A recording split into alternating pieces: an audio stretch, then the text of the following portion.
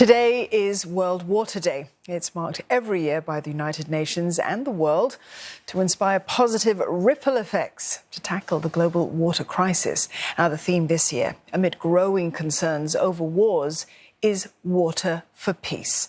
The UN says that water can create peace or spark conflict, playing a critical role in stability and prosperity. CNA's Julie Yu has the details. Water is often referred to as the source of life. All of us need it to survive. The UN calls it a human right. But scarcity and pollution of water are causing tensions between countries and communities.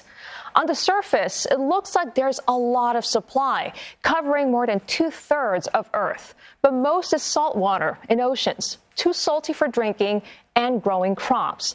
Only 3% is fresh water. Even then, much of it cannot be reached, locked up in glaciers or deep in the ground, leaving just 0.5% of Earth's water being fresh and drinkable. And the situation becomes more dire as the world's population grows, escalating demand. There's also climate change. Global warming is drying up rivers and causing drought in places around the world. At the same time, rising sea levels are seeping into land, polluting fresh groundwater with salt.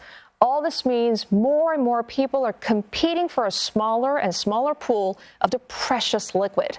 And the waters could get very choppy.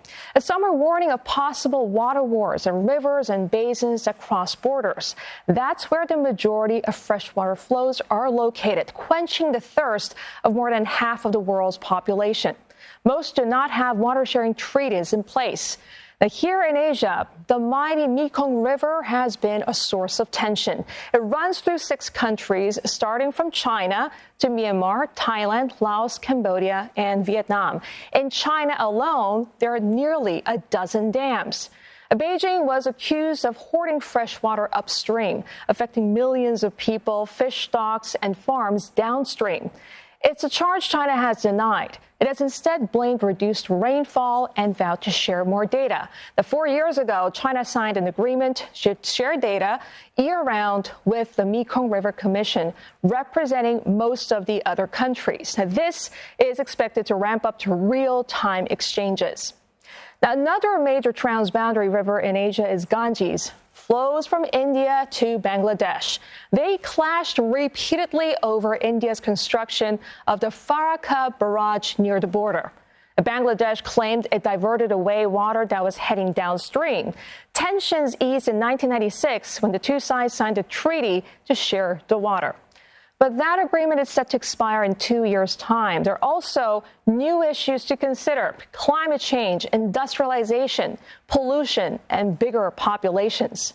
Now, there is no denying humanity faces a crisis. The 1/4 lack access to safe water, and as early as next year, at least half will face scarcity of it. Now, that is just a mere 5 years before the UN Sustainable Development Goal of clean water for all. Now, the question now is, can that be achieved, or will hope have dried up by then?